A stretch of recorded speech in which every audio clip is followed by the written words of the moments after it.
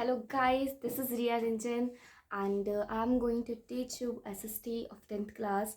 So first of all मैं 2 या 3 minute लूँगी थोड़ा सा इंट्रो देने के लिए. Then I will start your chapter 1 of economics. The very first thing मैंने आपको बता दिया, मेरा नाम रिया रंजन है एंड अभी I am in 11th class. I have chosen for art stream humanities. तो अभी मैंने ये डिसाइड किया है कि हाँ, मैं वीडियोस अपलोड करती रहूँगी क्लास 10 एसएसटी की, बिकॉज़ मुझे टीचिंग बहुत बहुत बहुत अच्छी लगती है.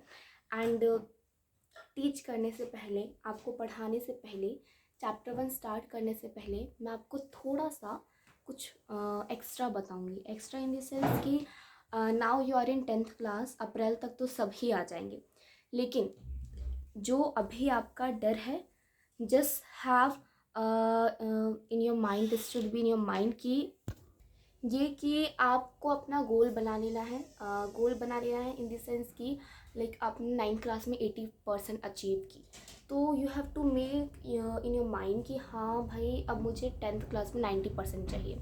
जितना भी आपने अचीव किया है ना, उसे 10-15% बढ़ा लीजिए और ये अपना गोल बना लीजिए. अब ये तो नहीं है कि अगर आपने 80% अचीव की, 90%, 100% गारंटेड है कि you are going to achieve in your 10th class. इसकी कोई गारंटी नहीं दे सकता है, आप भी नहीं दे सकते हैं, बिकॉज आपके हाथ में सिर्फ और सिर्फ हार्ड वर्क है. आपके हाथ में आपका रिजल्ट नहीं है. हार्ड वर्क करेंगे, उसके अकॉर्डिंग आपको रिजल्ट मिल जाएगा. लेकिन आपको अपना एक गोल बना लेना है. The very first thing which you have to do before entering in 10th class. ठीक है, अब आपने अपना गोल बना लिया, गोल के अकॉर्डिंग रोज़ मेहनत करिए. एंड अगर आपने ये चीज़ की कि हाँ गोल बना लिया, उसके अकॉर्डिंग आप रोज़ मेहनत कर रहे हैं, you are giving your best, then yes it is for surely. मैं आपको बोल रही हूँ कि हाँ, जितने भी परसेंटेज का आपने गोल बनाया है ना, उसी के इर्द गिर्द आपकी परसेंटेज आएंगी, अगर आप पूरे साल उसी के अकॉर्डिंग हार्ड वर्क कर रहे हैं तो. फिर मैं नेक्स्ट ये बोलना चाहूँगी कि अभी माइंड में बार बार लग रहा होगा डर, तो स्टार्टिंग में मैं यही बोलना चाहूँगी कि मन के हारे हार है, मन के जीते जीत. कहे कबीर हरि पाइए मन ही की प्रतीत. अगर आपने मन में ही ऑलरेडी अपने आप को ये डिसाइड कर लिया है कि हाँ मैं उतना अच्छा नहीं कर पाऊँगी या नहीं कर पाऊँगा, तो एक्चुअल में भी आप उतना अच्छा नहीं कर पाएंगे. देखिए, कोई भी ना आपको temporary, for a temporary moment आपको गाइड कर सकता है. ठीक है, लाइक मैं आपको गाइड कर रही हूँ, कोई और आपको गाइड करे, आपके टीचर्स आपको गाइड करे, आपके पेरेंट्स आपको गाइड करें, लेकिन परमानेंट गाइडर आपके सिर्फ और सिर्फ आप है. आपके सिवाय कोई भी आपका परमानेंट गाइडर नहीं है. आपको खुद को समझाना पड़ेगा. कोई कितना भी समझा ले, that will not work if you are not giving time to your self. आप अपने आप को समय नहीं दे रहे हैं, आप अपने आप को नहीं समझा रहे हैं, you are not guiding your self, then there is no benefit. कोई भी बेनिफिट नहीं है अदर्स की बात सुनने का. तो 10th क्लास बहुत ज़्यादा हार्ड तो नहीं, मैं ये भी नहीं कहूँगी, and I will also not tell कि हाँ बहुत ज़्यादा ईजी है. लेकिन हाँ, इस क्लास से ना बच्चों के कंधों पर प्रेशर डलना शुरू हो जाता है. प्रेशर डलना शुरू हो जाता है, फिर बच्चे धीरे धीरे प्रेशर के कारण मैनेजमेंट करना सीखते हैं. And that is Y 10th class is too much important. मैंने आपको बता दिया. फर्स्ट ऑफ ऑल तो आपको अपना गोल बना लेना है कि हाँ that much percent I want to achieve. मैं इतनी परसेंटेज अचीव करना चाहती हूँ या करना चाहता हूँ. फिर उसके बाद उसके अकॉर्डिंग आप अपना हार्ड वर्क करिए, मेहनत करिए. एंड उसके बाद आपके माइंड में ये नहीं आना चाहिए कि कितनी परसेंटेज आएंगी. आपका पूरा focus only and only on your hard work होना चाहिए, उसके सिवाय कहीं पर भी नहीं. ठीक है. फिर उसके बाद अगर आप मुझसे एसएसटी पढ़ रहे हैं, तो एसएसटी में मैंने आपको नोट्स प्रोवाइड कर दिए हैं. आई विल सजेस्ट यू, नोट्स बहुत सुंदर सुंदर मत लिखिएगा. मैंने देखा था ना मेरी क्लास में बच्चे क्या करते थे, बहुत सुंदर सुंदर नोट्स बनाते थे, बहुत सजा के, क्लाउड बना के, बादल बना के, उसके अंदर टॉपिक लिख के, एंड फिर क्या करते थे, अगर 4 पेज का नोट है ना, तो 2 पेज में थक जाते थे, फिर ख़त्म, नोट्स की कहानी ख़त्म. तो आपको ये नहीं करना है. आपको बस इतना करना है, कॉपी, अगर आप नोट्स बना रहे हैं तो कॉपी लीजिए, रफली बनाइए, आपको समझ आए, बस बात वहीं तक ख़त्म है. बिकॉज आप इतने बड़े सब्जेक्ट को, एसएसटी जैसे वास्ट सब्जेक्ट को कितना टाइम देंगे, कितने सुंदर सुंदर नोट्स बनाएंगे, और सारा टाइम इसी को दे देंगे, तो बाकी जो 4 सब्जेक्ट बच गए हैं उसको आप कैसे टाइम देंगे. एंड फिर मस्ती मजाक भी तो करना है ना, तो सबके लिए टाइम हमें निकालना पड़ेगा। टाइम कैसे निकलेगा? Then you will start to do smart work, not hard work. So या तो आप एक काम करिए, एक रफ कॉपी बना लीजिए, उसमें रफली नोट्स लिखिए, या फिर I am going to show you something. ये देखिए मेरी बुक, मैं ऐसे बनाया करती थी, मैं बुक में ही सब कुछ मार्क कर लिया करती थी, हाईलाइटिंग एंड देन यहीं पर सब कुछ मार्क कर लेती थी। And something which I thought कि हाँ इम्पॉर्टेंट है, तो मैं यहाँ पर लिख लिया करती थी। आपको कुछ नहीं करना है, मैंने आपको नोट्स दिए, लाइक ये वाला टॉपिक है डिफरेंट पीपल डिफरेंट गोल्स। आपने वो टॉपिक निकाल लिया बुक में, वो टॉपिक निकालने के बाद आपने वहाँ पर जहाँ पर आपको डिफरेंट पीपल दिखा, people this stands for people, this sign I have made for people. अब यहाँ पर आपको दिख गया डिफरेंट पीपल, तो आपने वहाँ पर मार्क कर लिया, उसके डिफरेंट पीपल के नीचे मार्क कर लिया, लाइक डिफरेंट पीपल लिखा है, देन आपने यहाँ पर मार्क कर लिया, ठीक है। फिर उसके बाद जैसे मैंने एरो लगा, आपने एरो लगा के डिफरेंट गोल आगे लिखा, तो आपने ये कर लिया। तो बुक्स में ही आप नोट्स बना लीजिए। अगर आपको कुछ लगता है कि बुक्स में वहाँ पर स्पेस नहीं है, बुक के उस पेज में वहाँ पर स्पेस नहीं है, तो आप क्या करिए, आप कॉपी का छोटा सा पन्ना लीजिए, वहीं पर रफली लिख लीजिए। अगर आपको वहाँ पर स्पेस नहीं मिला, लाइक मैं यहाँ पर लिखती थी, ये रहा, बिकॉज बहुत सारी चीज़ें होती है कि बुक में या तो नहीं लिखी होती, जैसे बुक में से सब कुछ उठाई गई है, लेकिन स्टिल अगर आपको लग रहा है कि वहाँ पर स्पेस नहीं है, तो कहीं छोटा सा पन्ना चिपका लीजिए, वहीं पर लिख लीजिए। अपना टाइम सुंदर सुंदर नोट्स बनाने में, स्पेशली एसएसटी, साइंस का बनाइए मत बनाइए, that is up to you, लेकिन मैं एसएसटी के लिए यही गाइडेंस आपको दूंगी कि सुंदर सुंदर नोट्स बनाने में अपना टाइम वेस्ट मत करिए। Now I am going to start chapter number 1 which is named as development. Okay, तो डेवलपमेंट, फर्स्ट ऑफ ऑल मैंने जो भी मैं आपको दे रही हूँ दैट इज़ कहते हैं ना, सब कुछ जो सबसे इम्पॉर्टेंट है मैं वो आपको लिख कर दे रही हूँ। तो डेवलपमेंट का मतलब क्या होता है? विकास।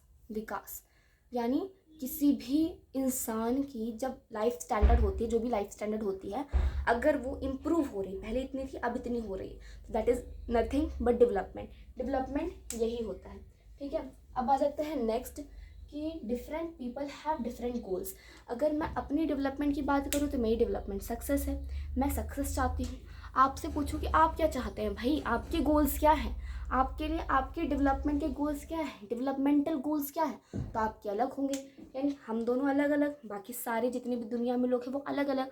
तो different people have different different goals, मेरे अलग गोल्स हैं, आपके अलग गोल्स हैं। तो here which I have written कि different people have different goals, अलग अलग लोगों के पास अलग अलग गोल्स हो सकते हैं। अब हो सकता है कि गोल्स कैन बी कन्फ्लिक्टिंग, यानी गोल्स कन्फ्लिक्ट कर रहे हो, मेरे एकदम अलग हो, आपके एकदम अलग हो, एक दूसरे से एकदम कन्फ्लिक्ट करो, एकदम अलग अलग। मेरे गोल्स आसमान पर तो आपके गोल्स ज़मीन पर, इतना अंतर हो हम दोनों के गोल्स के बीच में। फॉर एग्जाम्पल, अब यहाँ पर एक चीज़ मैं आपको बताती हूँ, जहाँ पर मैंने स्माइली बनाई है ना, हाँ जी, जहाँ पर मैंने स्माइली बनाई है ना, यानी उस टॉपिक से क्वेश्चन उठ के आता है, तो ये स्माइली पर ध्यान दीजिएगा। लाइक मैंने यहाँ पर बनाई है, फिर मैंने यहाँ पर भी बनाई है, तो जहाँ पर स्माइली बनाई है वहाँ पर से क्वेश्चन उठ के आता है। तो यहाँ पर गोल्स कैन बी कन्फ्लिक्टिंग। हो सकता है कि जो इस बंदे के लिए डेवलपमेंटल गोल हो, वो इसके लिए कोई डिस्ट्रक्शन हो। ये कोई इंसान है, ये कोई इंसान है, तो इसके लिए जो डेवलपमेंट है वो इसके लिए डिस्ट्रक्शन हो। अब यहाँ पर देखिए, इसको ज़रा अगर मैं एक्सप्लेन करूँ आपके लिए, आपका क्वेश्चन आ गया कि explain the statement that if that goals can be conflicting और what may be development for one can be destruction for another, कि एक के लिए जो गोल डेवलपमेंटल है वो दूसरे के लिए डिस्ट्रक्शन हो सकता है। तो इसको एक्सप्लेन करिए, हो सकता है आपके 2 मार्कर्स में आ जाए, 3 मार्कर्स में आ जाए। तो these 2 conditions which you have to explain, आपको एक्सप्लेन करना है। Now I am going to explain you these 2 conditions and वही आपको अपने एग्जाम में लिख के आ जाना है अगर ये क्वेश्चन अराइज होता है तो।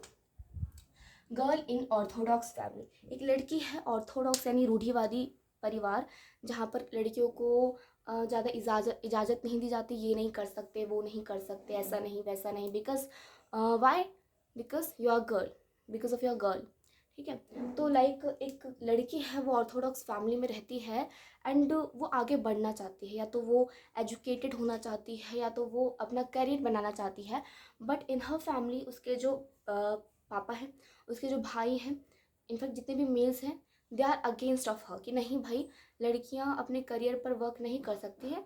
क्यों? उन्हें क्या लगता है कि अगर लड़कियां अगर अपने करियर पर वर्क करेंगी तो फिर उनकी फैमिली के लिए डिस्ट्रक्शन होगा, क्योंकि लड़कियों को घर पर बैठना ही शोभा देता है। उनके पापा और उनके भाई की सोच कुछ ऐसी है, जबकि उस लड़की की सोच क्या है कि नहीं मुझे आगे बढ़ना है। लड़की के लिए उसका गोल क्या है, उसका डेवलपमेंटल गोल क्या है, आगे बढ़ना है या फिर सिंगिंग की फील्ड में जाना है, अपना करियर बनाना है। लेकिन वहीं अगर उसके पापा को देखें तो उसके पापा के लिए जो उसका डेवलपमेंटल गोल है वो उनकी फैमिली के लिए डिस्ट्रक्शन उनको लगता है। तो here you can easily understand कि एक के लिए जो डेवलपमेंटल गोल है वो दूसरे के लिए डिस्ट्रक्शन भी हो सकता है। हमने ऑर्थोडॉक्स फैमिली में देख लिया कैसे लड़की का गोल कुछ और था, गर्ल का गोल कुछ और था, एंड जो उसके पापा थे उसका गोल कुछ और था।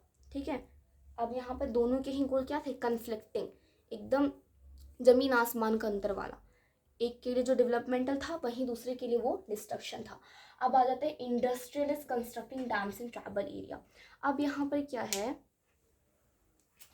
कि ये कोई एरिया है, ठीक है, हाँ जी ये कोई एरिया है, यहाँ पर इंडस्ट्रियलिस्ट चाहते हैं कि वो डैम बनाए। डैम जानते हैं ना, पानी के फ्लो को रोकने के लिए जो कंस्ट्रक्शन की जाती है, डैम्स वगैरह। नहीं देखा तो जाइए यूट्यूब पे, अभी वीडियो पॉज करिए, यूट्यूब पे जाइए, शॉर्ट्स में देखिए डैम्स। बहुत अच्छा, जब वो डैम ओपन होता है ना उससे जो पानी निकलता है बहुत अच्छा होता है, मैंने देखा है, मुझे बहुत अच्छा लगता है। तो यहाँ पर देखिए, यहाँ ट्राइबल एरिया है, यहाँ पर ट्राइबल्स रहते हैं, लोग रहते हैं, एंड यहाँ पर इंडस्ट्रियलिस्ट को लगा कि चलो यहाँ पर हम डैम बनाते हैं, यहाँ पर dam banana will be better, बहुत अच्छा होगा। तो यहाँ पर वो क्या सोचते हैं, डैम बनाने का सोचते हैं। अब यहाँ पर मान लीजिए कि उन्होंने डैम बना दिया, लेकिन यहाँ पर अगर वो डैम बनाएंगे तो यहाँ पर जो लोग रह रहे हैं उनको तो यहाँ से जाना पड़ेगा ना, they have to displace themselves. तो यहाँ पर क्या हुआ कि ट्राइबल एरिया के लिए ये डिस्ट्रक्शन है। हालांकि जो इंडस्ट्रियलिस्ट है उनके लिए ये डेवलपमेंटल गोल है, लेकिन जो ट्राइबल एरिया है उनके लिए गोल डेवलपमेंटल नहीं, डिस्ट्रक्शन है। उनके लिए तो वो कहीं ना कहीं पीछे ही जा रहा है, उनके लिए कोई डेवलपमेंट नहीं हो रही है। तो हेयर टू कंडीशन जो मैंने बता दी, industrialist constructing dam in tribal area. Industrialist tribal area में क्या कंस्ट्रक्ट कर रहे हैं, डैम कंस्ट्रक्ट कर रहे हैं। ठीक है, तो ये 3 मार्कर में अगर आ जाता है कि गोल्स कैन बी कन्फ्लिक्टिंग, तो ये दोनों फर्स्ट ऑफ ऑल आप ये बता दीजिएगा कि हाँ एक के लिए जो डेवलपमेंट है वो दूसरे के लिए डिस्ट्रक्शन हो सकता है। दैन ये 2 एग्जाम्पल्स आप दे दीजिएगा, गर्ल ऑर्थोडॉक्स फैमिली में है, दूसरा कि इंडस्ट्रियलिस्ट क्या चाहते हैं, industrialist want to construct dam in a tribal area. ठीक है, इन दोनों को ही आप बता दीजिएगा कि यहाँ पर इसके लिए डेवलपमेंट क्या था गर्ल के लिए, और उसके फादर के लिए क्या डिस्ट्रक्शन था, यहाँ पर इंडस्ट्रियलिस्ट के लिए क्या डेवलपमेंट था, एंड यहाँ पर जो ट्राइबल एरिया है उनके लिए क्या डिस्ट्रक्शन था। अब यहाँ पर नेक्स्ट टॉपिक ध्यान रखिएगा, मैंने स्माइली बना रखी है, यहाँ पर स्माइली बना रखी है इन द सेंस कि ये क्वेश्चन अराइज होता है। नेक्स्ट क्वेश्चन यहाँ पर भी स्माइली है। यहाँ पर क्या है, common goals in the sense कि those goals which are common, जो कॉमन है। यानी अगर मैं कहूँ कि आपको जॉब चाहिए, तो जॉब के लिए the very first thing for which you will seek, the very first thing is your income, कि इनकम कितनी है। Like you are deserving 50,000 per month, but आपको 10,000 मिले तो obviously you will reject that job, because आप जितना deserve कर रहे हैं आपको उतना वहाँ नहीं दिया जा रहा है। तो फर्स्ट ऑफ ऑल जो हम सब, आपको मान लीजिए आपको जॉब ढूंढने जाना, आपको जॉब के लिए बाहर जाना है, तो आप क्या क्या गोल्स रखेंगे, क्या क्या होना चाहिए, क्या क्या टर्म्स आप रखेंगे। तो जो सब रखेंगे हम सब के लिए जो कॉमन है, common terms, the very first thing income. Secondly income से काम नहीं चलेगा, मुझे वहाँ पर सिक्योरिटी मिलनी चाहिए, वहाँ पर सिक्योरिटी गार्ड्स होने चाहिए, ताकि अगर बाई चांस कोई चोर वोर वगैरह आ गए, डाकू डकैत आ गए, रोबर्स आ गए, तो वहाँ पर मेरी सिक्योरिटी बनी रहे, कायम रहे। थर्ड क्या चाहिए, फ्रीडम। ऐसा ना हो कि मेरे ऊपर ना कोई मुझे कोई स्लेव बनाने की कोशिश करे, कोई मुझे अपना गुलाम बनाने की कोशिश करे। मैं वहाँ पर काम करने जा रही हूँ, मैंने काम अच्छे से कर दिया, बस यहीं तक कहानी ख़त्म, और फिर मुझे इनकम मिल गई, उससे ज़्यादा नहीं। लाइक मैं वहाँ पर कंप्यूटर पे कोई वर्क करने जाती हूँ रोज़, लेकिन वहाँ पर जो मेरे बॉस है वो मुझसे क्या करवा रहे हैं, वो कभी मुझसे पानी मांग रहे हैं, कभी मुझसे चाय मांग रहे हैं, तो ऑब्वियसली मैंने उस वर्क के लिए अप्लाई किया ही नहीं, तो मैं वो वर्क क्यों करूँ। आप तो मुझे गुलाम बनाने की कोशिश कर रहे हैं। I want freedom, and in that kind of situation you will also tell for your freedom. आप भी अपनी स्वतंत्रता के लिए ज़रूर बोलेंगे, या फिर वो जॉब रिजेक्ट कर देंगे, वहाँ रिजाइनेशन देकर कहीं और चले जाएंगे। तो फ्रीडम भी है जो हम सब चाहते हैं, सिक्योरिटी भी है जो हम सब चाहते हैं, रिस्पेक्ट भी चाहिए। ऐसा ना हो कि वो बॉस बार बार आते हैं सामने, या फिर वहाँ पर जो आपके कलीग्स हैं वो आकर आपको एम्बेरस करके चले जाते हैं बात बात पर। तो ऑब्वियसली कि उस कंडीशन में अगर कोई मजबूरी है तब आप रहेंगे, अदरवाइज आप उस जॉब को छोड़ देंगे। तो कॉमन गोल्स क्या क्या होते हैं? फर्स्ट ऑफ ऑल क्वेश्चन आता है कि व्हाट आर कॉमन गोल्स। तो first of all goals which are common to all, जो सबके लिए कॉमन है। For example income, respect, freedom, security और इक्वल ट्रीटमेंट। तो सभी को चाहिए कि सबके साथ आप इक्वली बिहेव करें। देन अगर आपका ये 3 मार्कर में आ जाता है तो आप इसे इलेबोरेट करके लिख सकते हैं। कैसे? कि जॉब की कंडीशन, आप एक ऐसा आंसर लिख सकते हैं कि एक बंदा है, वो जॉब ढूंढने जा रहा है, एंड जॉब के लिए वो क्या क्या ढूंढेगा, वो क्या किस किस टर्म्स पे जॉब के लिए हाँ करेगा। तो इनकम हो सकता है, respect, freedom, equal treatment, security. उसके बाद अगर आपको लग रहा है कि हाँ 3 मार्कर के लिए इनफ नहीं है, इसके बाद आप ये लिख सकते हैं कि मटेरियलिस्टिक एंड नॉन मटेरियलिस्टिक गोल, वो सभी इंपॉर्टेंट है। फॉर एग्जाम्पल इनकम, इनकम क्या है? इनकम मटेरियलिस्टिक है। मटेरियलिस्टिक यानी जिससे हम चीज़ें खरीद सकें, चीज़ों से रिलेटेड। लेकिन लाइक फीलिंग्स, फीलिंग्स क्या कोई चीज़ है? नहीं, तो ये नॉन मटेरियलिस्टिक हुआ। ये कोई चीज़ है तो ये मटेरियलिस्टिक हुआ। तो मटेरियलिस्टिक यानी जो चीज़ है, एंड नॉन मटेरियलिस्टिक जो चीज़ नहीं है। फॉर एग्जाम्पल यहाँ पर जो इनकम था that was materialistic, here income materialistic थी। मटेरियलिस्टिक जिसको आप पकड़ सके, चीज़। वहीं पर रिस्पेक्ट, रिस्पेक्ट को आप पकड़ सकते हैं क्या? नहीं ना, तो ये हो गया नॉन मटेरियलिस्टिक। फ्रीडम पकड़ सकते हैं? नहीं। सिक्योरिटी, इक्वल ट्रीटमेंट, तो दीज आर नॉन मटेरियलिस्टिक। जबकि ये जो है वाई इनकम जो है that is materialistic. So here आप बता सकते हैं कि here materialistic and non materialistic goal दोनों ही इंपॉर्टेंट होती है किसी भी डेवलपमेंट के लिए। तो कॉमन गोल्स पर ये क्वेश्चन अराइज हो सकता है, आप इसको ऐसे एक्सप्लेन करके लिख सकते हैं। एंड अगर आपने इतना लिख दिया तो obviously you are going to achieve your full 3 marks. Now come to the next topic, which is national development. Okay, national development. What is national development? So development of the nation, or you can say the betterment in the living standard of the residents that lives in a nation. एक nation में जितने भी लोग रह रहे हैं उनके living standard में अगर बेटरमेंट आ रही है, अगर वो इम्प्रोवाइज हो रहा है, पहले से इम्प्रूव हो रहा है, that is nothing but national development. अब यहाँ पर आ जाइए कि अगर बाई चांस क्वेश्चन बन जाता है तो नेशनल डेवलपमेंट में भी यही है कि डिफरेंट पीपल के पास डिफरेंट गोल्स रहेंगे। एंड ऑब्वियसली अगर मैं आपको पूछूं कि आपको क्या लगता है कि आपके गोल्स क्या होने चाहिए अपने राष्ट्र यानी भारत को और अच्छा बनाने के लिए, तो आपके गोल्स कुछ होंगे, मेरे गोल्स कुछ होंगे। So different people have different goals and goals can be conflicting also. ज़रूरी नहीं है कि कॉमन ही हो, कन्फ्लिक्टिंग भी हो सकते हैं, जैसे मैंने पहले वाली सिचुएशन में बताया था। अब आ जाते हैं next, comparing different countries, which is next topic given in NCERT. इसमें क्या है कि अलग अलग कंट्रीज़ को कंपेयर किया जा रहा है। तो उस चीज़ पर आने से पहले आपको ये समझना पड़ेगा कि व्हाट इज़ एवरेज इनकम और यू कैन से पर कैपिटा इनकम। यहाँ पर ध्यान से देखिए, मैंने स्माइली बनाई, यानी यहाँ पर से क्वेश्चन उठता है, ज़रूर उठता है। एवरेज इनकम को आप पर कैपिटा इनकम भी बोल सकते हैं। What is it's formula? इसका फॉर्मूला ये है, total income divided by total population. Total income यानी कंट्री में रह रहे जितने भी रेसिडेंट्स हैं उनकी इनकम का सम, जितने भी रेसिडेंट्स हैं उनकी इनकम का सम is called total income, and that total income is divided by total population. And इस फॉर्मूला से आप एवरेज इनकम निकाल सकते हैं, पर कैपिटा इनकम निकाल सकते हैं। ये तो हो गया जब आपका क्वेश्चन 1 मार्कर का आएगा, 1 मार्क्स का आएगा। लेकिन जब आपका क्वेश्चन लाइक 3 मार्क्स का आ गया तो आप कैसे और बताएंगे, कैसे एक्सप्लेन करेंगे? तो जब आपका क्वेश्चन 3 मार्क्स का आ गया तो फिर आप ये बता सकते हैं कि दैट इज़ पॉजिटिव।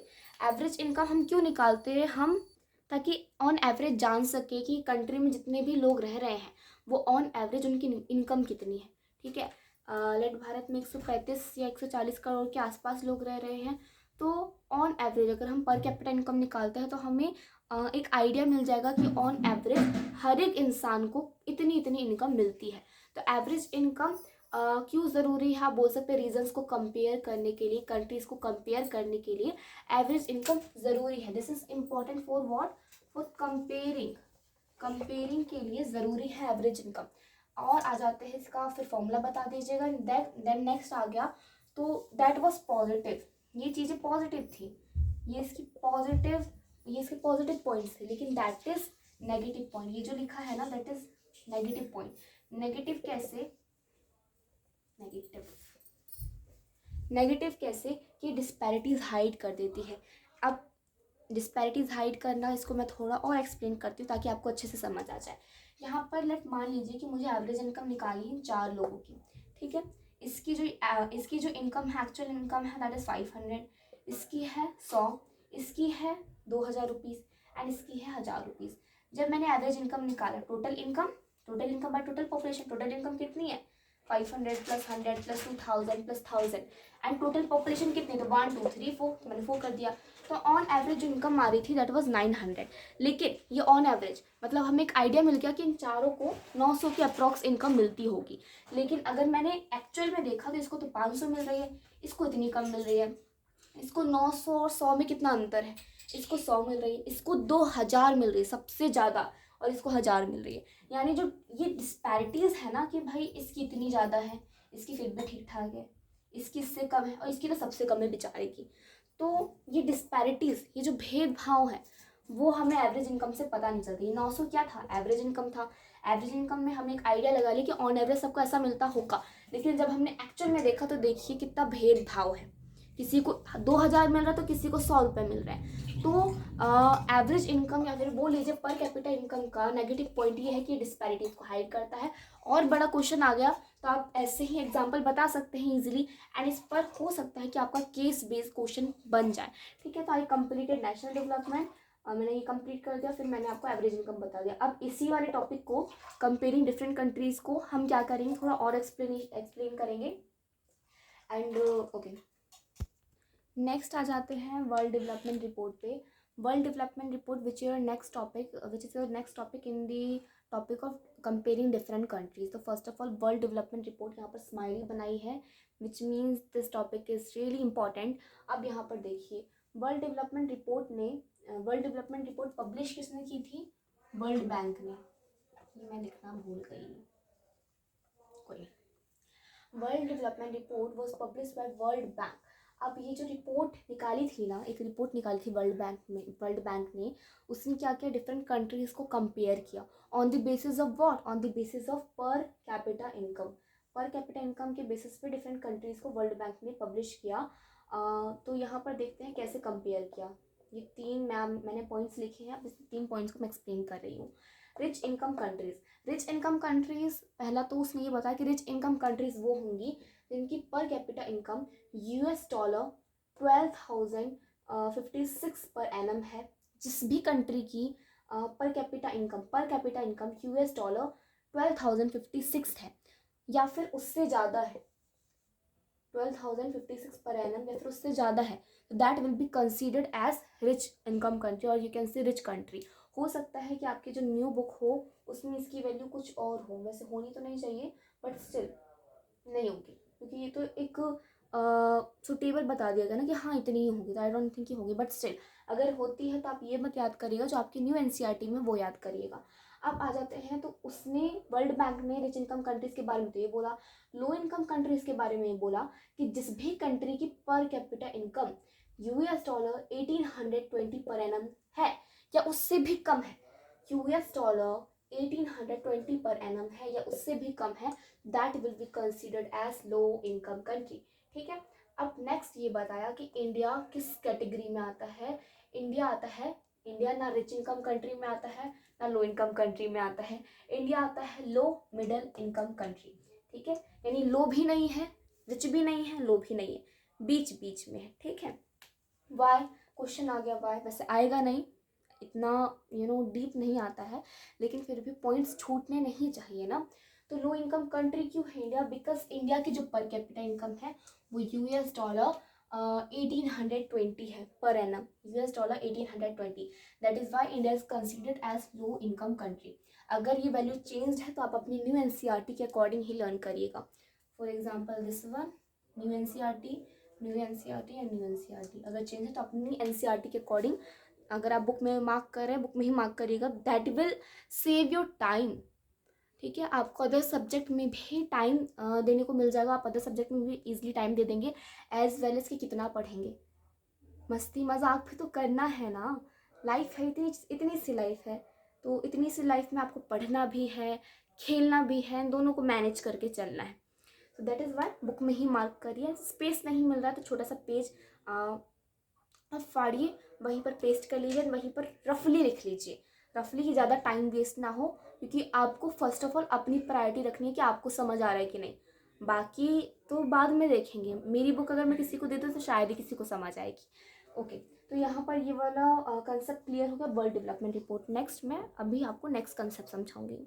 एक बात बताऊँ मैं आपको, अभी ना फ़िलहाल मैं और मेरी जितनी भी फ्रेंड्स हैं उन सब की हालत ना भी खस्ता इन द सेंस कि we are all afraid of our result, कि हमारा रिज़ल्ट कैसा आएगा। मई में आएगा, मई के सेकेंड वीक के आसपास। तो जब हमारी 10th कंप्लीट करने के बाद सिर्फ रिजल्ट के लिए ऐसी हालत है, तो I can relate with this situation कि आपकी हालत अभी 10th की स्टार्टिंग हुई है। लेकिन वही है ना कि क्या कर सकते हैं सिवाय मेहनत के। बस ये करिए, अपना बेस्ट दीजिए, बिकॉज जब आप अपना बेस्ट देंगे ना, then what will happen, then this will happen कि आपको कोई रिग्रेट नहीं रह जाएगा कि हाँ मैं इतना कर सकती थी, मैं इतनी मेहनत कर सकती थी या कर सकता था, बट मैंने किया नहीं। बस यही चीज़ होनी चाहिए आपके अंदर। ठीक है, अभी मैं नेक्स्ट टॉपिक लिखती हूँ। ओके, मैंने नेक्स्ट टॉपिक लिख दिया है। अब यहाँ पर ना मैं बहुत बड़ा सा स्माइली बनाऊंगी, बड़ा बड़ा, बहुत बड़ा। यहाँ पर इतना बड़ा क्यों? क्योंकि ये क्वेश्चन बहुत इंपॉर्टेंट है। आपसे क्वेश्चन पूछा जा सकता है कि right the difference between world development report and human development report. ठीक है, अब ये क्वेश्चन ज़्यादा से ज़्यादा 3 मार्क्स में पूछा जाएगा। तो आपको आंसर ऐसे लिखना है, the very first thing which you have to write, जब आप डिफरेंस लिख रहे हैं तो फर्स्ट आपको ये लिखना है कि वर्ल्ड डेवलपमेंट रिपोर्ट ने जो डिवीज़न की थी ना कंट्रीज़ की, वो कैसे की थी, उसका कंसेप्ट बहुत नैरो था, बहुत संकरी सोच थी डेवलपमेंट को लेकर। बिकॉज उसने पैसे के बेस पर ही कंट्रीज़ को रिच एंड लो बना दिया, रिच एंड पुअर बना दिया। राइट, अब यहाँ पर क्या है कि उसने सब कुछ पैसा ही समझ लिया। एंड अगर आपने मेरी पहले वीडियोस देखी हैं तो फिर वहाँ पर मैंने ये बोल रखा है कि पैसा सब कुछ नहीं होता है। जब हमने जॉब की बात की थी, जब मैंने कहा था कि हम सब जॉब के लिए सीख कर रहे हैं, तो जॉब के लिए हमने सिर्फ पैसा नहीं देखा था, हमने अपनी security, freedom, respect, equal treatment सब देखा था। लेकिन यहाँ पर जब वर्ल्ड डेवलपमेंट रिपोर्ट जो कि वर्ल्ड बैंक ने पब्लिश करवाई, उसमें उसका जो पूरा कंसेप्ट था ना डेवलपमेंट का, that was too much narrow. जबकि ह्यूमन डेवलपमेंट रिपोर्ट का जो कंसेप्ट था दैट वाज ब्रॉडर, बहुत अच्छा कंसेप्ट था। वाइजली उसने डेवलपमेंट कैसे जो डेवलप्ड कंट्रीज़ हैं, अंडर डेवलप्ड कंट्रीज़ है, उसके बीच में डिफरेंस बताया। एक और पॉइंट यहाँ पर मैं ऐड करूँगी, पब्लिश्ड बाय यू, बहुत गंदी राइटिंग आ रही है, कोई बात नहीं, आपको समझने से मतलब है ना। बाय,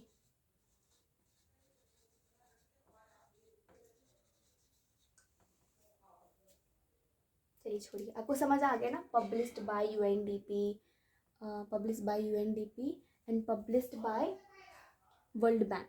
तो आप एक ये पॉइंट लिख सकते हैं कि वर्ल्ड डेवलपमेंट रिपोर्ट को पब्लिश किया था वर्ल्ड बैंक ने, ह्यूमन डेवलपमेंट रिपोर्ट को पब्लिश किया था यूएनडीपी ने। बुक ओपन करके बैठिए, बिकॉज बुक में मैंने फिर से आई एम रिपीटिंग कि बुक में आप क्या कर रहे हैं, आप अपने नोट्स बना रहे हैं, आप मार्क कर रहे हैं। एंड अगर वैसे ये आपको कहीं परफेक्टली लिखा नहीं मिलेगा इन दोनों के बीच में डिफरेंस, तो बेटर होगा कि आप छोटा सा पेज लीजिए, उस पर लिख लीजिए, इंपॉर्टेंट वर्ड्स लिख लीजिए। इसको किसने पब्लिश किया था? ह्यूमन डेवलपमेंट रिपोर्ट को यूएनडीपी ने पब्लिश किया था। यूएनडीपी की फुल फॉर्म बुक में लिखी है यूनाइटेड नेशन डेवलपमेंट प्रोग्राम। लिख लीजिए अगर आपको नहीं मिल रहा है तो, यूनाइटेड नेशन डेवलपमेंट प्रोग्राम, जो कि मैं लिख ही देती हूँ, United Nation Development Programme. That was our second point, जो सेकंड पॉइंट मैंने बता दिया।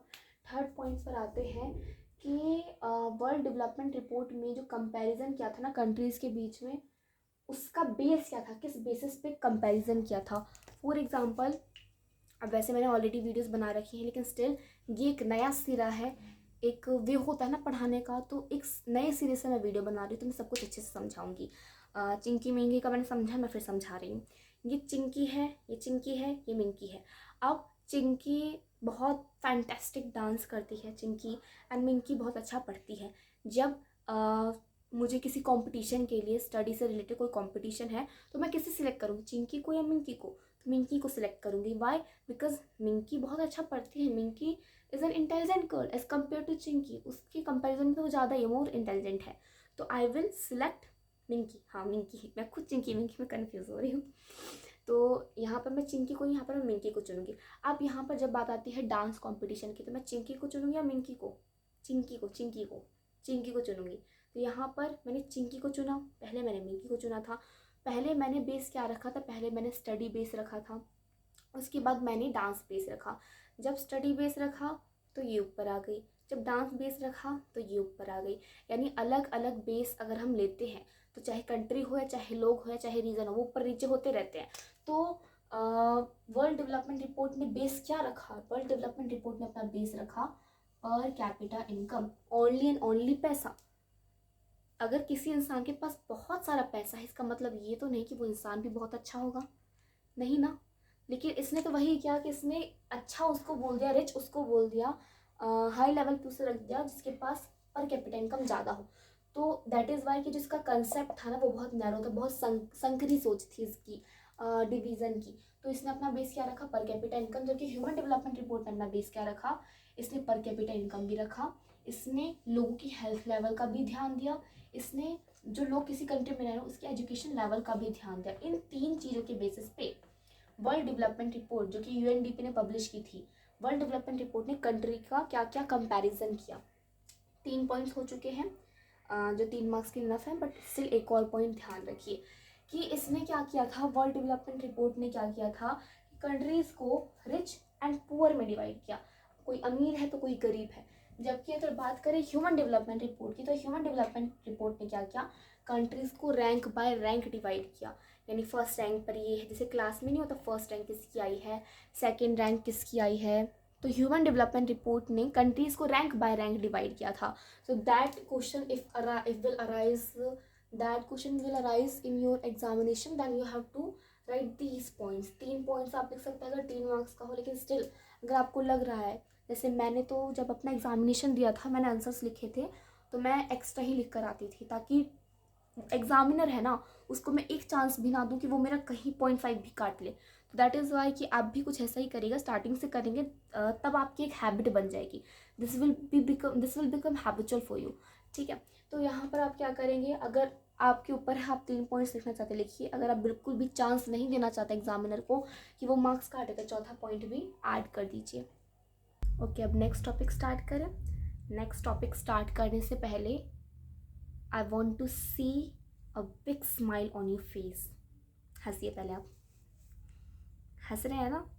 आई होप कि आप मेरी बात मानते होंगे। एंड ऐसे नहीं हंसना, ऐसे नहीं हंसना है, ऐसे हंसना है कि ऐसा लगे कि आपके जो ये स्माइल के 2 एंड्स हैं ना, जैसे मैं हंस रही हूँ, ये जो 2 एंड्स हैं ना वो ईयर्स को भी टच कर जाएंगे।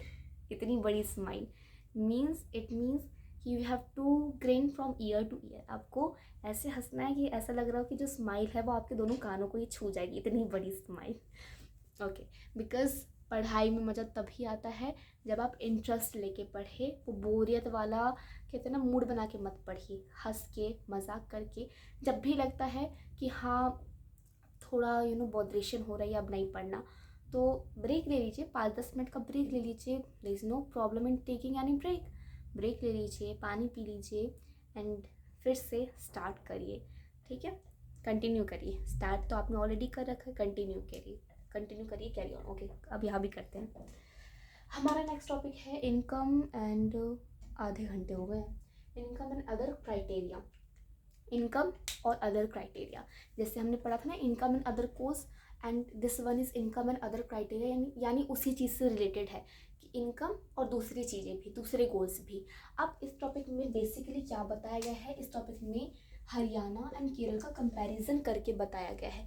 आप अपनी बुक का ये वाला टॉपिक खोलिए एंड इस वाले टॉपिक में ना आपको एक डब्बा मिलेगा, एक बॉक्स मिलेगा, उस बॉक्स से केस बेस्ड क्वेश्चन बहुत आते हैं। जी हाँ, उस बॉक्स को थोड़ा एक बार नज़र मार लीजिए, क्या लिखा है क्या नहीं लिखा है। उसके नीचे 3 डेफिनेशंस लिखी हैं जो मैंने आपको यहाँ पर लिख दी हैं, ये मैं भी समझाऊंगी भी। ऑल दो यहाँ पर मैंने कहीं स्माइली नहीं बनाई, लेकिन हाँ मैं यहाँ पर बना देती हूँ, बिकॉज उस बॉक्स से ना स्माइली ने आँखें बंद कर रखी है, आँखें बंद वाली बनाती हूँ। हाँ जी, तो फिर ये जो स्माइली है दैट इंडिकेट्स यू दैट कि हरियाणा एंड केरल का जो डब्बा है उसमें बिहार भी गिवन है, लेकिन बिहार की ज़्यादा बात की नहीं गई है। तो यहाँ से ना सबसे ज़्यादा क्वेश्चंस अराइज होकर आते हैं केस बेस्ड। अब यहाँ पर देखिए 3 जो डेफिनेशन गिवन है वो मैं आपको समझाती हूँ। I M R which means infant mortality rate. Infants आप जानते हैं 1 साल से कम एज का बच्चा, यानी 6 महीने, 7 महीने, 1 महीने। इन्फेंट मोर्टिलिटी रेट, मोर्टिलिटी यानी मृत्यु, यानी इन्फेंट्स का मर जाना, उसका रेट। अब इसकी डेफिनेशन देखिए तो children died before age of 1 year. 1 साल से पहले जो बच्चे मर गए हैं उनका number as a proportion by 1000 live children, यानी 1000 लाइव चिल्ड्रन जो अभी भी इन्फेंट्स हैं, लाइक 2008 लेते हैं, 2008 एक ईयर है, इसी ईयर में जितने भी बच्चे जन्मे हैं और उस बच्चे में क्या है जितने इन्फेंट्स मर गए हैं, तो number of children died before completing 1 year as a proportion of 1000 live children. और जो बच्चे मर गए उनको डिवाइड कर देना है, जो इन्फेंट्स मर गए उनको डिवाइड कर देना है 1000 लाइव चिल्ड्रन से जो नहीं मरे हैं उन 1000 से। फॉर एग्जाम्पल कि 500 बच्चे, 500 ज़्यादा हो जाएगा, 200 इन्फेंट्स मर गए हैं 2008 में, 2000 कोई पर्टिकुलर ईयर लेते हैं, एंड बाय मैंने क्या कर दिया, बाय मैंने 1000 कर दिया, तो ये क्या हुआ 1/5, ये प्रपोर्शन निकल गया 1:5। तो यहाँ पर IMR क्या हुआ 1:5, ठीक है। यानी मैंने जितने भी इन्फेंट्स 1 साल कंप्लीट करने से पहले जो बच्चे मर गए हैं बाय 1000 लाइव चिल्ड्रन कर दिया है। तो अब यहाँ पर देखिए children died before age of 1 year as a proportion of 1000 live children born in that particular year, यानी उसी साल में जो बच्चे जन्मे हैं उनका 1000, उसका जो 1000 है उसे हमें बाई करके लेना है। अब आ जाते हैं लिटरेसी रेट। लिटरेसी रेट क्या होता है, लिटरेट क्या होता है मैंने ऑलरेडी वीडियो में बता रखा है, बट आई टोल्ड ना कि दिस वीडियो एक वे में बना रही हूँ, दिस 1 वीडियो में, तो दैट इज़ वाई मैं हर एक चीज़ एक्सप्लेन करके चलूँगी। लिटरेट क्या होता है, पढ़ा लिखा क्या होता है, तो एक इंसान जो 7 साल का हो या 7 साल से ज़्यादा की एज हो एंड उसे किसी एक लैंग्वेज में लिखना और पढ़ना दोनों ही आता हो। आप में से जो वीडियोस देख रहे हैं वो 14-15 साल के तो होंगे ही, 10th क्लास में हो जाते हैं, या फिर उससे हो सकता है कि ज़्यादा की एज के भी हों। फर्स्ट टर्म आपने कंप्लीट कर लिया, आप 7 साल या 7 साल से ज़्यादा की एज के हैं। सेकेंड टर्म कि हो सकता है कि इंग्लिश में कहीं दिक्कत आती हो, बट हिंदी में तो आप लिख भी सकते हैं, पढ़ भी सकते हैं। कॉन्ग्रेचुलेशन, यू आर लिटरेट, आप पढ़े लिखे हैं, ताली बजाइए। ओके, तो यहाँ पर क्या है लिटरेसी रेट, मैंने आपको लिटरेट बता दिया। लिटरेसी रेट ये है कि proportion of literate population in 7 and above age group, यानी जितनी भी लिटरेट पॉपुलेशन है 7 या 7 साल से अबव एज ग्रुप के, उसका प्रपोर्शन, बस that is literacy rate. Rate जहाँ पर लिखा है इनफैक्ट मोर्टिलिटी रेट, तो वहाँ पर प्रपोर्शन ही होता है। ये आपको लिखने की नीड है नहीं, बिकॉज जो बॉक्स गिवन है ना केरल, हरियाणा और बिहार का, उससे के नीचे आपका तीनों ही डेफिनेशन गिवन है, तो इस डेफिनेशन को समझना जरूरी है, मार्क कर लीजिए, लिखने की नीड नहीं है बिकॉज ये लिखा है।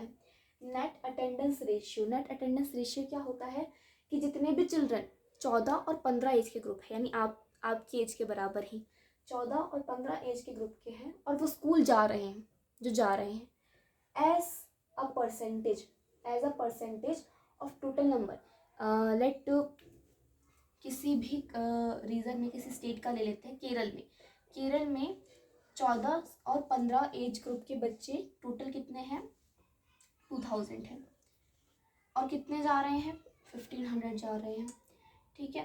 तो ये क्या हम इसकी परसेंटेज निकाल लेंगे बाय 100।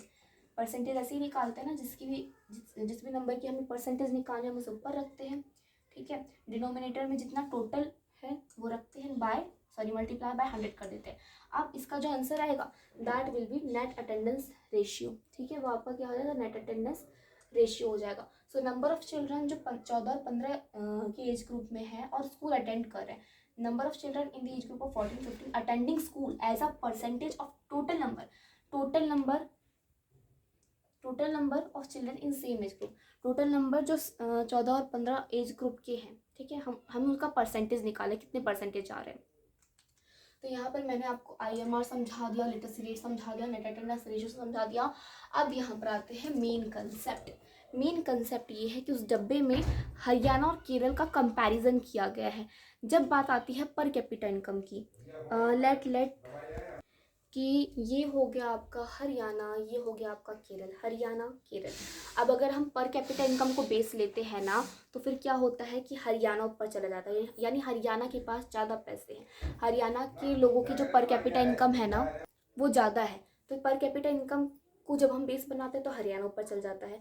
लेकिन जब हमने क्या किया, आईएमआर यानी इन्फेंट मोर्टेलिटी रेट, अगर इसको बेस बनाते हैं कि ज़्यादा इन्फेंट्स कहाँ मरते हैं, तो हरियाणा ऊपर चला जाता है।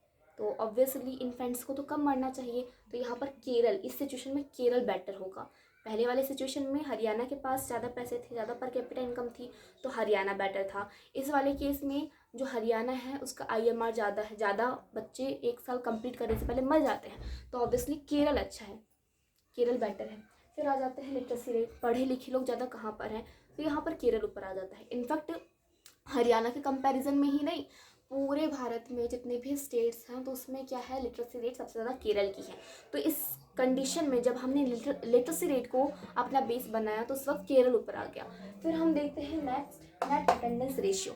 नेट अटेंडेंस रेशियो यानी 14-15 एज ग्रुप के बच्चे जो स्कूल जा रहे हैं, अटेंड कर रहे हैं as a percentage of all the student in the same age group. तो अगर नेट अटेंडेंस रेशियो की बात करें कि ज़्यादा बच्चे 14-15 साल के कौन सी स्टेट में स्कूल जाते हैं, तो इसमें भी केरल ऊपर आ जाता है। यानी फर्स्ट सिर्फ एक बेस पर हरियाणा केरल से ऊपर था, बाकी 3 जब चीज़ें हमने ली, 3 चीज़ों को बेस बनाया तो उसमें केरल ही ऊपर आ गया, केरल ही बेटर था एज कम्पेयर टू हरियाणा। तो that is why this topic is named as income and other criteria. Income को हमने पहला क्राइटेरिया माना जिसमें हरियाणा ऊपर आ गया, अदर क्राइटेरिया यानी IMR, literacy rate, net attendance ratio.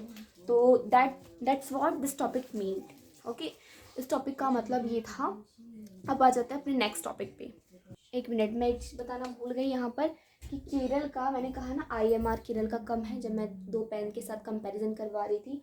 अगर क्वेश्चन आ गया कि केरल का आईएमआर इतना कम क्यों है, तो क्वेश्चन का आंसर आप ऐसे देंगे कि केरल का आईएमआर इतना कम क्यों है, बिकॉज जो 1 साल इन्फेंट्स हैं, 1 साल कंप्लीट करने से पहले जो बच्चे मरते हैं वो इतने कम क्यों मरते हैं, इतनी अच्छी, क्योंकि वहाँ पर हेल्थ है लोगों की इतनी अच्छी हेल्थ है। इतनी अच्छी हेल्थ क्यों, क्योंकि गवर्नमेंट ना उन्हें हेल्थ प्रोविजंस, हेल्थ फैसिलिटीज़ देती रहती हैं, एजुकेशनल फैसिलिटीज़ देती रहती हैं। ऑब्वियसली जब इंसान एजुकेशन में बहुत अच्छी अचीवमेंट कर जाता है ना, तो उसे पता होता है कि हाँ हमारी हेल्थ कितनी इंपॉर्टेंट है, हमें क्या क्या मेजर्स लेने चाहिए अपनी हेल्थ को अच्छा बनाने के लिए।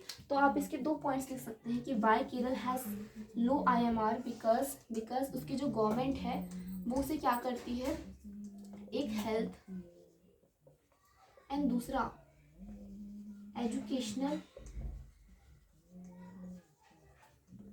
प्रोविजंस यानी फैसिलिटीज देती रहती है। That is why Kerala has low IMR. अब आपको एक बात बताऊं, छोटी सी बात, ये जो केरल है ना, तो ये जो केरल है ना, initially I use to pronounce it as Karela, ठीक है, मैं इसे जानबूझ के करेला बोला करती थी। फिर उसके बाद करेला से मैं आई केरला पर, केरला, हाँ। फिर केरला के बाद जब मैंने केरल स्टोरी देखा ना, so from that point I use to pronounce it Kerala, मतलब पहले करेला फिर केरला एंड देन केरल। चलिए नेक्स्ट टॉपिक पर आते हैं। ओके, तो our next topic is public facilities. Public facilities basically होता क्या है, तो वो फैसिलिटीज़ जो पब्लिक यानी जनता को हम दे रहे हैं, हम नहीं, गवर्नमेंट देती है basically. So the facilities provided to the public collectively by government दे रही है। अब ऐसा तो नहीं है ना कि अगर गवर्नमेंट को देना हो, लाइक वो हेल्थ फैसिलिटीज़ देती है गवर्नमेंटल जो स्कूल्स होते हैं फ्री ऑफ कॉस्ट, ज़्यादा पैसे नहीं होते हैं, आई थिंक कम पैसे ही लगते हैं, इनफैक्ट मिलते भी हैं बच्चों को, मिलती भी साइकिल्स वगैरह मंथ में मिलती है, मंथ में नहीं कभी कभार इस साल में आई थिंक मिलती है, मुझे ज़्यादा नहीं पता इसके बारे में। अब यहाँ पर क्या है कि फैसिलिटीज़ जो कलेक्टिवली किसी लोकेलिटी, किसी एरिया को या लोगों को दी जाए, पब्लिक को दी जाए by government, is called public facility. For example security, transportation, government schools, government hospitals, तो these are sort of public facilities provided by government. अगर थोड़ा और बड़ा आ गया, क्वेश्चन पूछ लिया गया, तो आप केरल, जो अभी मैंने पहले वाली वीडियो पहले वाले पार्ट में एक्चुअली मैंने पॉज किया था ना, उससे पहले वाले टॉपिक में जो बताया था केरल का बताया था, केरल का IMR बहुत कम है। क्यों? क्योंकि इसकी government health facilities and educational facilities देती रहती है। जो भी लोग हैं ना उनको हेल्थ फैसिलिटीज़ मिलती है केरल में, एजुकेशनल प्रोविजंस भी मिलते हैं। मैंने लास्ट में लिखा था, याद करिए, यहाँ पर लिखा था। फिर आ जाते हैं नेक्स्ट की PDS यानी पब्लिक डिस्ट्रीब्यूशन सिस्टम कुछ स्टेट्स में दी जाती है। पब्लिक डिस्ट्रीब्यूशन सिस्टम यानी जो भी ग्रेन्स होते हैं ना, अनाज, गवर्नमेंट क्या करती है, पब्लिक में डिस्ट्रीब्यूट कर देती है at a very low cost. बहुत कम कॉस्ट पे गवर्नमेंट क्या कर देती है, ग्रेन्स को डिस्ट्रीब्यूट कर देती है। तो कुछ स्टेट्स में PDS सिस्टम भी है। तो ये दोनों एग्जांपल्स के साथ आप पब्लिक फैसिलिटी को एक्सप्लेन कर सकते हैं। अब आ जाता है important topic in the sense कि यहाँ पर देखिए मैंने स्माइली भी बनाया है। पैसा सब कुछ नहीं खरीद सकता। ये जो आपका ये वाला है ना टॉपिक, वहाँ पर ये इंग्लिश में गिवन है। देखिए, let me show you.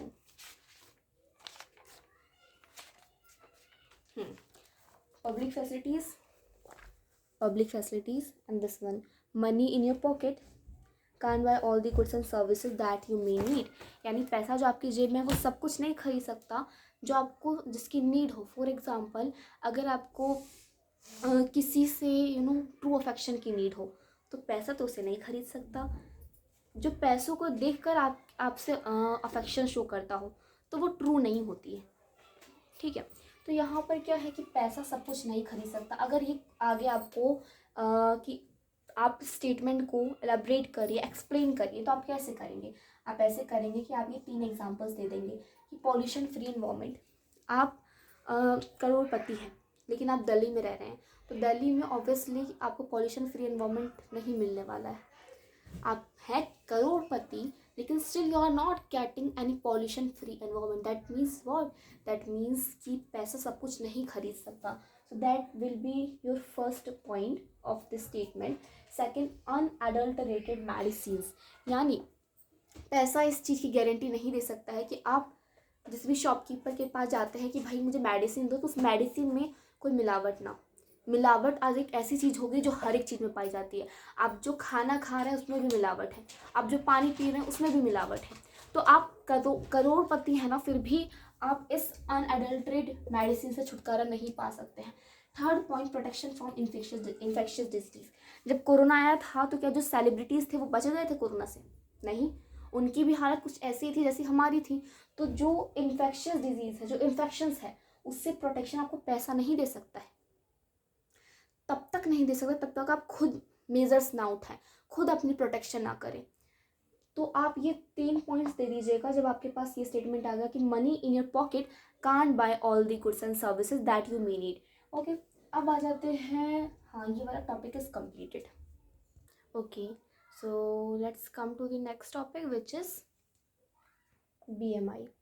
BMI के ऊपर मैंने स्माइल बनाई है, that indicates that it is an important topic. Okay, तो यहाँ पर देखिए, फर्स्ट ऑफ ऑल BMI होता क्या है? तो वो क्राइटेरियन जिससे हम किसी भी बंदे पर्सन की हेल्थ को निकाल ले कि या तो वो पर्सन नरिश्ड है यानी फिट एंड फाइन है मेरी तरह, ना मैं मोटी हूँ ना मैं पतली हूँ। पतली ऐसे कहते हैं ना जो बहुत पतला होता है। हाँ, तो एक पर्सन नरिश्ड है, अंडर नरिश्ड है या ओवरवेट है, बहुत ज़्यादा मोटा है। तो BMI एक क्राइटेरियन है जिससे हम ये पता लगाते हैं कि कोई भी पर्सन नरिश्ड है, अंडर नरिश्ड है, ओवरवेट है। एक मार्क्स में आ गया तो ये बता दीजिएगा। फिर इसका फॉर्मूला ये होता है कि आप जिस भी पर्सन की BMI निकाल रहे हैं, BMI की full form body mass index. Book लेके बैठिए, बुक में वहाँ पर लिखा है, तो BMI टॉपिक लिखा होगा, BMI के बगल में लिख दीजिए बॉडी मास इंडेक्स। तो BMI का फॉर्मूला क्या होता है कि आप उस पर्सन का वेट सबसे ऊपर लिखेंगे इन केजी में, और उसको डिवाइड कर देंगे उसकी हाइट जो कि मीटर्स में लिखी होगी, उसकी हाइट का स्क्वायर। ठीक है, एंड इसकी SI unit that is why होगी kg पर मीटर स्क्वायर। ओके, तो यहाँ पर BMI की डेफिनेशन, BMI का फॉर्मूला, इसकी SI यूनिट, एंड एक चीज़ जो बुक में नहीं लिखी है बट स्टिल, कि अगर आप नरिश्ड है, फिट एंड फाइन है, आप फिट एंड फाइन तभी होंगे जब आपकी BMI 18 से 25 kg पर मीटर स्क्वायर के बीच में लाइक कर रही होगी। अगर इसके बीच में लाइक कर रही है then absolutely you are nourished. अगर 18 से कम जा रही है तो यू आर अंडर नरिश्ड, आप अंडर नरिश्ड है। एंड 25 से ज़्यादा जा रही है तो ओवरवेट। मीन्स 18 से 25 के बीच में है तो यू आर नरिश्ड, 18 से कम है तो you are under nourished, and 25 से ज़्यादा है तो यू आर ओवरवेटेड। ठीक है, आ जाते हैं on the next topic. Okay, तो इसके बाद जो टॉपिक है ना वो आपका ह्यूमन डेवलपमेंट रिपोर्ट है। बीएमआई के डब्बे के बगल में ह्यूमन डेवलपमेंट रिपोर्ट की है, जो कि मैंने आपको ऑलरेडी जब हमने दोनों को वर्ल्ड डेवलपमेंट रिपोर्ट और ह्यूमन डेवलपमेंट रिपोर्ट जब दोनों को हमने कंपेयर किया था ना, तब मैंने आपको बता दिया था। अब आ जाते हैं हम कुछ डेफिनेशन जो नीचे लिखी हैं उसके ऊपर। तो the very first definition is HDI। हाँ जी, तो HDI है। HDI की फुल फॉर्म वहीं पर लिखा हुआ है, डेफिनेशंस वहीं लिखी हुई हैं, बस आपको यहाँ से समझना है, अंडरलाइन करना है। तो HDI की फुल फॉर्म क्या है? Human development index. अब इसकी डेफिनेशन की बात करें तो किसी भी देश, किसी भी कंट्री की एवरेज अचीवमेंट कितना अचीव किया है उसने, किस किस फील्ड में, एजुकेशन की फील्ड में, हेल्थ की फील्ड में एंड इकोनॉमिकली पैसों की फील्ड में। ठीक है, तो ह्यूमन डेवलपमेंट इंडेक्स की डेफिनेशन ये है कि average achievement of a country in the field of education, health and financial field, economical field. इसी इन्हीं 3 चीज़ों के बेसिस पे तो ह्यूमन डेवलपमेंट रिपोर्ट में कंपैरिजन की गई थी कंट्रीज़ की।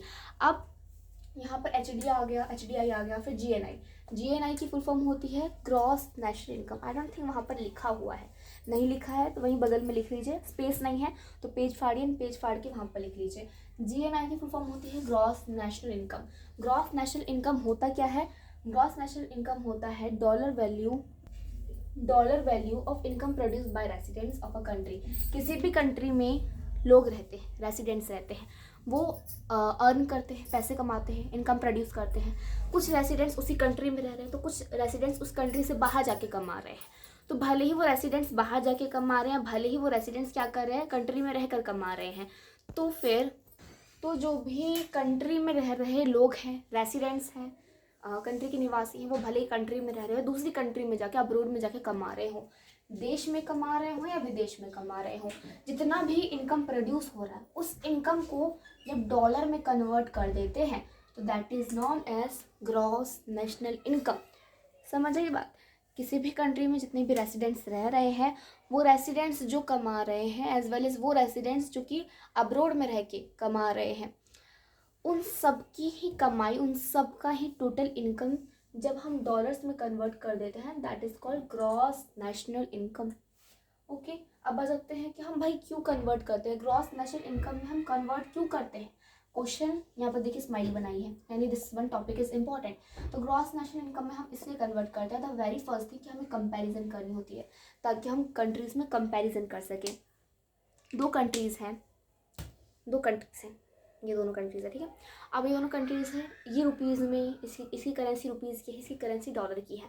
अब क्या होगा, अगर मुझे इन दोनों में ही कंपैरिजन करना है भाई किसकी ज़्यादा इनकम है किसकी कम इनकम है, तो जब इसकी रुपीज़ में इसकी डॉलर में, तो मैं कैसे करूँगी। तो एक काम करते हैं, जिसकी रुपीज़ में करेंसी है उसको हम डॉलर में कन्वर्ट कर देते हैं।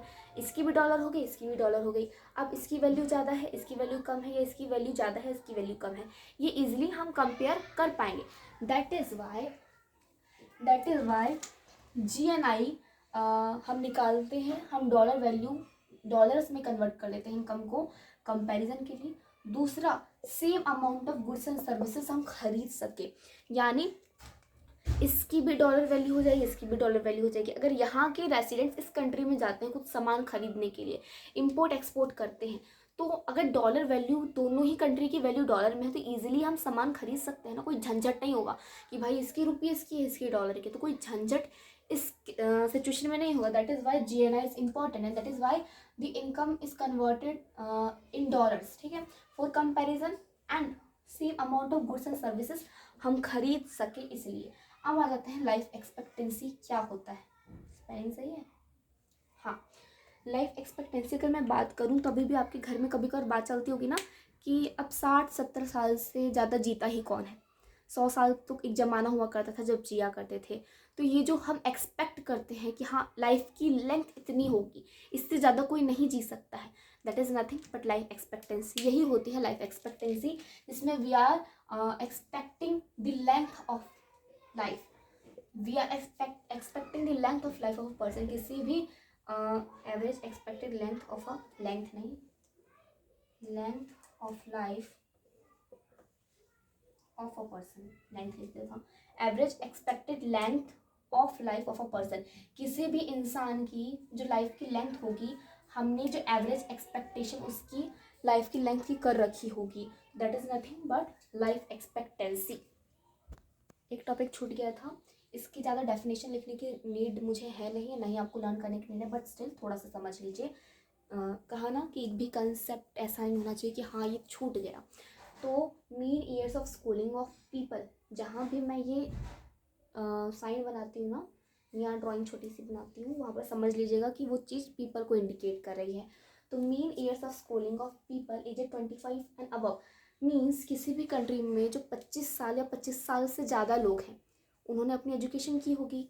अब उनकी जो एजुकेशन की जितने भी साल उन्होंने पढ़ा है, उन सब का हम क्या निकाल रहे हैं, उन सब के ही ईयर्स का एवरेज निकाल रहे हैं। तो मीन ईयर्स ऑफ स्कूलिंग यानी average year of schooling, schooling यानी पढ़ाई की, सिर्फ स्कूलिंग, ठीक है। Average year of schooling of people, लोगों का जो 25 या 25 साल से ज़्यादा है, तो जो लोग 25 या 25 साल से ज़्यादा है, उन्होंने कितने साल स्कूलिंग की उसका एवरेज निकालना। सो एक क्वेश्चन आता है आपका यहाँ पर, एक तो मैंने ये स्माइल बनाया, एक और स्माइल बनाती हूँ। श्रीलंका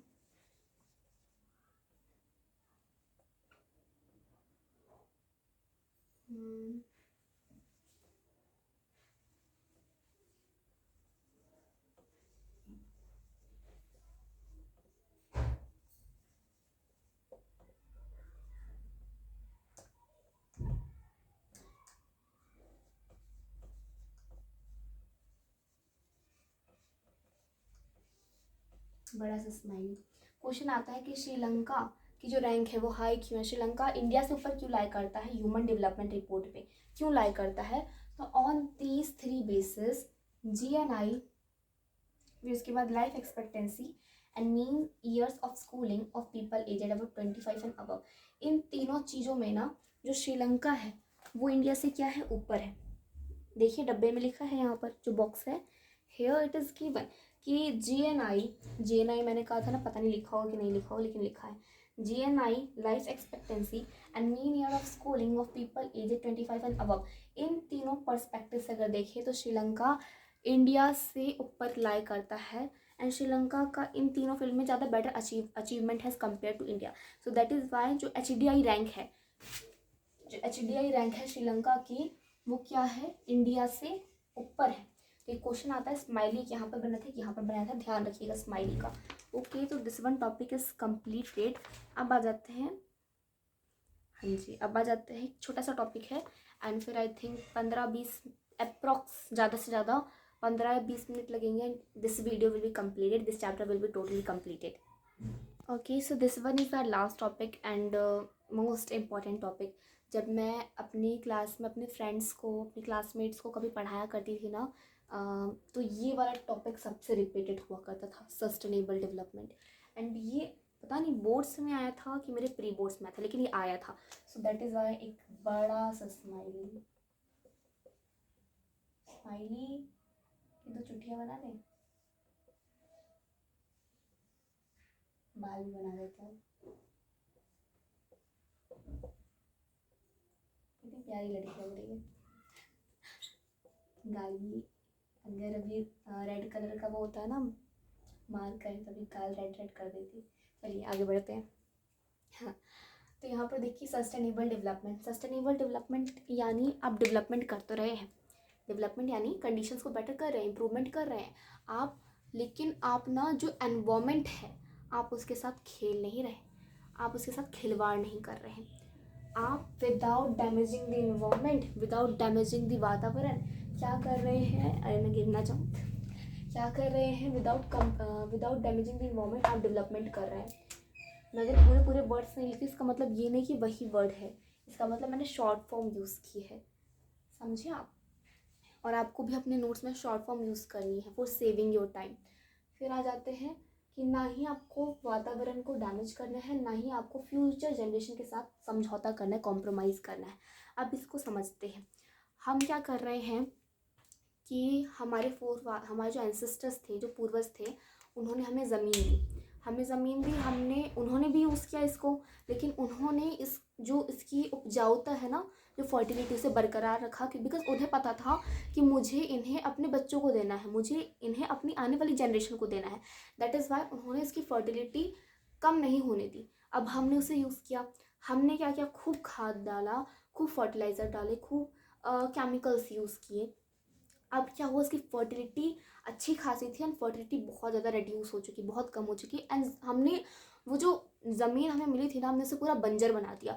अब जो हमारी फ्यूचर जनरेशन है, जो फर्दर कमिंग जनरेशन है, जब हम उनको वो ज़मीन देंगे ना, तो दे विल बी लाइक, क्या रखा क्या है इस ज़मीन में, इसमें तो हम कोई खेती वगैरह कर ही नहीं सकते, आपने तो सारी फर्टिलिटी ख़त्म कर दी। तो यानी यहाँ पर हम सेल्फिश हो गए। हम, हमारे पूर्वज सेल्फिश नहीं हुए थे, लेकिन हम सेल्फिश हो गए।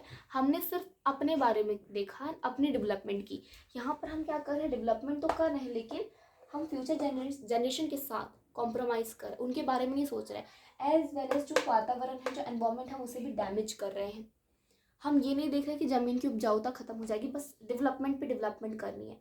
That is not sustainable development. Sustainable development इसका उल्टा होगा कि आप डेवलपमेंट कर तो रहे हैं, लेकिन एनवायरमेंट को आप डैमेज नहीं कर रहे हैं, एज वेल एज जो फ्यूचर जनरेशन है उसके साथ भी समझौता नहीं कर रहे हैं। अब अगर मुझे अब ज़मीन मिलेगी और मुझे पता होगा कि हाँ भाई, I have to do sustainable development, I have to follow sustainable development, so what will I do now, मैं उस ज़मीन पे खेती बाड़ी करूँगी, लेकिन ऐसे नहीं करूँगी कि उसकी फर्टिलिटी बहुत कम हो जाए। मैं उसमें फर्टिलाइजर्स यूज़ करूँगी, लेकिन एक लिमिट में यूज़ करूँगी, ताकि जो मेरी फ्यूचर कमिंग जनरेशन है, अगर उसके पास ये ज़मीन जाएगी आने वाले टाइम में, तो ऐसा ना हो कि उनको इसमें फर्टिलिटी दिखे ना, उनके लिए ज़मीन पूरी तरीके से बंजर हो जाए। Okay, so that was sustainable development. अब अगर मार्क्स थोड़े बढ़ जाते कि what is sustainable development, like 1 marks का आ गया तो आप इसमें ये लिख सकते हैं, 2 या 3 मार्क्स का आ गया तो आप ये 2 एग्जाम्पल्स डाल सकते हैं। छोटे छोटे डब्बे में आपके गिवन है। The very first is ground water depletion and crude oil exhaustion. Ground water यानी ग्राउंड, ज़मीन के नीचे वाला वाटर। कुआं खोदते हैं तो कुआं खोदने पर ज़मीन के नीचे पानी होता है, तभी तो वहाँ से पानी निकलता है। तो ग्राउंड वाटर धीरे धीरे क्या हो रहा है, डिप्लेशन हो रहा है, यानी कम होते जा रहा है, कम होते जा रहा है, क्योंकि हम ग्राउंड से वाटर निकाले जा रहे हैं। फॉर एग्जाम्पल, लेट ये ग्राउंड है, ये मैंने हॉरिजॉन्टल रख दिया, एंड ये ग्राउंड का पूरा नीचे वाला हिस्सा है। मैं आपको समझाती हूँ, रुकिए। ये ज़मीन है, ये ज़मीन है, जहाँ से आपको ज़मीन की परत दिखती है वो है। ये ज़मीन का नीचे वाला हिस्सा है जहाँ पर पानी है, ठीक है, पानी का फ्लो, यहाँ पर पानी है। अब आपने इसे खोदा और आपने इतना पानी निकाल लिया, इतना पानी खत्म कर दिया, निकाल लिया। फिर आपने दूसरी जगह भी खोदा, ये पानी भी आपने निकाल लिया, ये पानी निकाल लिया। आप देख रहे हैं आपने कितना कितना पानी निकाल लिया। जो ग्राउंड के अंदर वाटर था, दैट इज गोइंग रेड्यूस, वो खत्म होते जा रहा है। तो ग्राउंड वाटर डिप्लेशन, समझ आई बात। अब आ जाता है नेक्स्ट, क्रूड ऑयल एक्सॉशन। जो वो तेल होता है ना, हम ट्रांसपोर्ट्स वगैरह में यूज़ करते हैं, तो धीरे धीरे वो भी क्या होते जा रहा है, ख़त्म होते जा रहा है। यू नो वेल कि जो फॉसल फ्यूल्स वगैरह होती हैं, these are sort of non renewable resources. इन्हें बार बार आप रिन्यू नहीं कर सकते, इसे बार बार आप रिन्यू नहीं कर सकते, लेकिन धीरे धीरे क्या हो रहा है, ख़त्म होते जा रहा है, एग्जॉस्ट होते जा रहा है। सो हम क्या कर रहे हैं, यहाँ पर सस्टेनेबल डेवलपमेंट नहीं कर रहे यहाँ पर, जबकि सस्टेनेबल डेवलपमेंट की नीड है। यहाँ से आप पानी निकालिए, कुएं से पानी निकालिए, लेकिन ऐसे निकालिए कि इतना भी पानी खत्म ना हो, इतना भी पानी खत्म ना हो, बस आपने एक ही जगह कुआं खोदा हो, एंड जो आने वाली फ्यूचर जनरेशन है वो भी ईजिली इस कुएं का पानी यूज़ कर सके। So that was our whole chapter. मैंने आई थिंक सारे ही टॉपिक कवर कर लिए हैं। एक बार समराइज कर लें। सबसे पहले हमने पढ़ा डेवलपमेंट क्या होता है। डेवलपमेंट के जो गोल्स होते हैं वो लोगों के अलग अलग होते हैं, डिफरेंट पीपल में हैव डिफरेंट डेवलपमेंटल गोल्स। फिर हमने पढ़ा कि वो डेवलपमेंटल गोल्स एक दूसरे से कन्फ्लिक्टिंग भी हो सकते हैं, एग्जांपल्स भी पढ़े। फिर हमने पढ़ा इनकम एंड अदर गोल्स, की जॉब ढूंढने जाएंगे तो ज़रूरी नहीं है सिर्फ इनकम ही चाहिए, ज़रूरी है इनकम ही चाहिए, लेकिन अदर गोल्स भी चाहिए, those are known as common goals. Then इसके बाद नेशनल डेवलपमेंट की, नेशन की development is called national development. फिर इसके बाद हम डिफरेंट कंट्रीज़ या रीजन्स को कैसे कंपेयर करते हैं, अलग अलग बेस, चिंकी मिंकी वाला मैंने बताया था। फिर मैंने एवरेज इनकम या फिर बोल सकते हैं पर कैपिटा इनकम के बारे में बताया। World development report, human development report के बीच में डिफरेंस बताया, जो एवरेज इनकम होता है उसका एक नेगेटिव पॉइंट भी बताया। हो सकता है वो क्वेश्चन आ जाए, आ तो कुछ भी सकता है। फिर मैंने इनकम एंड अदर क्राइटेरिया में हरियाणा एंड केरल का जो कंपैरिजन किया था वो बताया।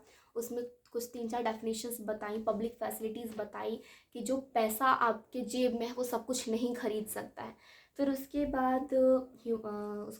बाद BMI बॉडी मास इंडेक्स बताया, 3 मार्क्स तक आ सकता है वो बताया। फिर 3-4 डेफिनेशंस बताई कि HDI रैंक जो इंडिया की है वो श्रीलंका से नीचे किस बेसिस पे है, क्या क्या कंपैरिजन की गई थी। तो GNI, life expectancy, mean year of schooling of people as 25 and above. Then उसके बाद last one topic that was sustainable development. एक चीज़ ध्यान दीजिएगा, बुक निकालिए। सस्टेनेबल डेवलपमेंट में जो ये वाला डब्बा गिवन है ना, we have not inherited the world from forefathers, we have borrowed it from our children. तो हो सकता है कि आपको यही सेंटेंस दे दिया जाए, कहा जाए कि एक्सप्लेन करो। तो इसमें कहा क्या जा रहा है कि हमने जो भी हमारी दुनिया है, किसने लिखा है, ये लिखा किसने वो तो नहीं पता, और ना ही बुक में मैंशनड है। लेकिन हाँ, इसमें ये बताया जा रहा है कि ये जो दुनिया है ना, वहाँ ऐसा मत सोचिए कि हमारे एंसेस्टर्स ने, हमारे पूर्वज ने इसे गिफ्ट में दिया है। अगर हमें कोई भी इंसान कोई गिफ्ट देता है तो वो हमारा हो जाता है, हम कुछ भी उसके साथ कर सकते हैं। उसे तोड़ना है, फोड़ना है, वो हमारे ऊपर है। लेकिन मान लीजिए कि अगर उसने ये कहा है कि भाई ये गिफ्ट मैं तुम्हें दे रहा हूँ, लेकिन तुम्हें 2 दिन बाद किसी और को देना है, तो आप उस गिफ्ट को ख़राब नहीं करेंगे, बिकॉज यू नो वेल कि या इस पर आपका हक नहीं है। आप इसे 2 दिन के लिए रख सकते हैं, देख सकते हैं, खेल सकते हैं उस टॉय के साथ, लेकिन आपको किसी और को देना है। तो ऐसे ही ये दुनिया है। इस दुनिया को ये मत समझिए कि आपको किसी ने एज गिफ्ट दिया है, आपको अपने पूर्वज ने एज गिफ्ट दिया है। इस दुनिया को ऐसे समझिए कि आपकी जो जनरेशन है ना, आपने आपने उनको देना है, आपने उनसे उधार लिया, आपको सूद समेत वापस करना है। यानी आपको सस्टेनेबल डेवलपमेंट करना है, आपको नहीं कॉम्प्रोमाइज़ करना है फ्यूचर जनरेशन के साथ। अब ये चैप्टर्स टोटली फिनिश, सारे इंपॉर्टेंट टॉपिक्स मैंने बता दिए हैं। एंड अगर आप उन बच्चों में से हैं कि जो 1-1 घंटे की वीडियोस नहीं देख सकते हैं, तो आप एक काम करिएगा कि जो स्माइली वाला टर्म था ना, जो जहाँ जहाँ मैंने स्माइली बना के दिया था, these were the most important topic. ये जो है वो सबसे इम्पॉर्टेंट टॉपिक है जहाँ पर मैंने स्माइली बनाया था। सो दो टॉपिक्स आपको कवर कर लेने हैं। अगर आपसे 1-1 घंटे की वीडियोस नहीं देखी जाती हैं तो सिर्फ स्माइली वाला पोर्शन ही कर लीजिएगा। लेकिन अगर सिर्फ और सिर्फ स्माइली वाला करेंगे और ऐसे ही पूरे 10th क्लास में करेंगे तो आई डोंट थिंक कि 50 या 60% से ज़्यादा ला पाएंगे। So I will suggest you कि पूरा वीडियो देखिए, अच्छे से पढ़िए। Okay, tata, bye bye.